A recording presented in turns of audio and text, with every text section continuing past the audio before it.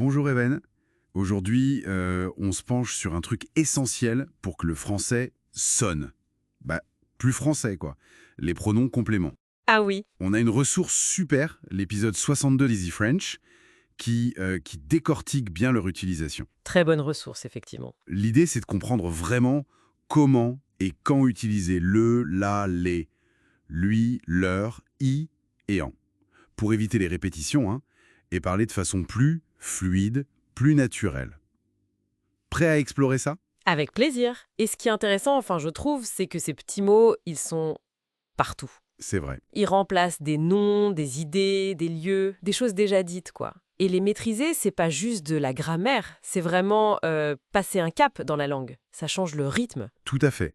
Alors, pour commencer simple, c'est quoi au juste un pronom complément? Ben, L'idée de base, c'est assez simple, non?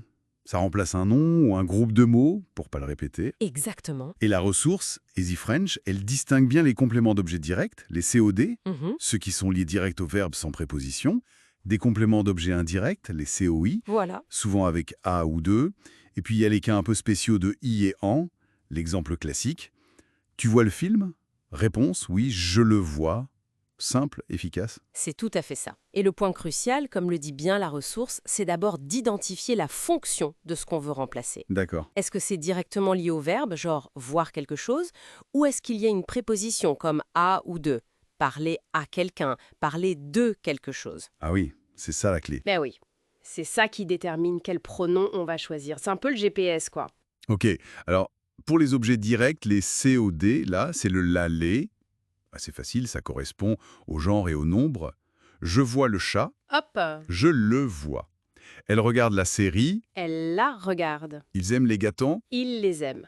Voilà. Et le point important que soulève Easy French, il se place juste avant le verbe conjugué. Oui, c'est ça. Et pour les objets indirects, ceux qui répondent à la question à qui, là, on utilise lui pour une personne au singulier, que ce soit masculin ou féminin, ça change rien. Ah, important ça. Oui, et leur pour plusieurs personnes. Donc, je parle à Marie. Je lui parle. Exactement. Tu écris à tes parents. Tu leur écris. Voilà, c'est une logique différente du COD. Ici, c'est le nombre qui compte, pas le genre pour lui. D'accord. Passons au cas i et en. Parfois un peu plus abstrait cela. I, ça remplace souvent un lieu, non? Introduit par a ou une préposition de lieu.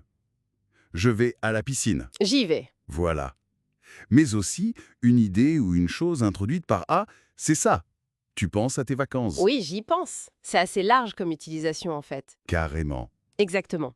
Et c'est ça qui est pratique. I, ça condense l'info quand on parle d'une idée à laquelle on fait référence avec A. Et pour Alors en, lui, il remplace typiquement quelque chose introduit par de. Ça peut être une quantité, tu veux du café, oui, j'en veux. voilà, ou un sujet de conversation, il parle de son travail, Il en parle. c'est ça. Et son usage pour les quantités, même quand c'est pas précis, genre tu as des stylos, oui j'en ai. C'est hyper courant, ça allège vraiment la phrase. D'accord, d'accord. Mais alors, où est-ce qu'on les met tous ces petits mots? La règle générale, tu disais, c'est avant le verbe. Oui, Je le vois, nous y allons, ok. Et quand il y en a deux? Ah là, ça se corse un peu, non? bah oui, un petit peu. La ressource Easy French donne un ordre précis. Mais, te, puis le, leur, puis lui, elle, en, puis y et en dernier. Ouf, c'est presque une danse. C'est un peu ça. Il me donne le livre devient il me le donne. Hmm, Tu leur parles de ça devient tu leur en parles. C'est un point peut-être un peu plus avancé, il faut pratiquer. c'est un bon point. Cet ordre demande de l'habitude, c'est sûr.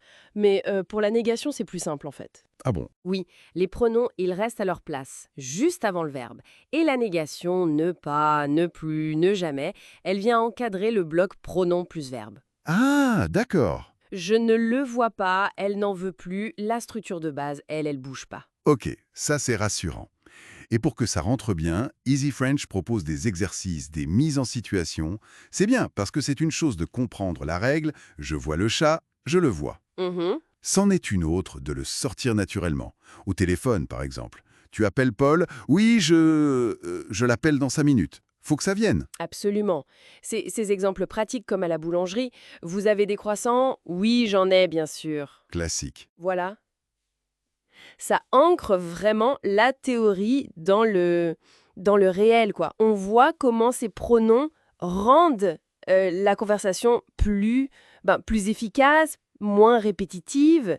C'est là qu'on mesure leur impact sur la fluidité. Tout à fait. On pourrait même parler de l'erreur fréquente, tu sais, de dire je lui vois pour une personne, Ah oui, au lieu de je le vois ou je la vois. exactement. Ça montre bien l'importance de faire la différence entre COD et COI.